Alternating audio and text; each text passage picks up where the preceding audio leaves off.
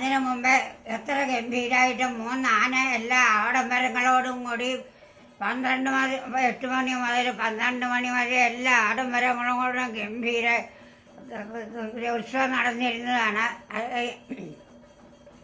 എത്ര ഗംഭീരമായിട്ടൊക്കെ 3 ആന നിറഞ്ഞ അമ്പലം നിറഞ്ഞ ഒരു ദിവസം ശ്രീപാദ ജോലിയുണ്ട്.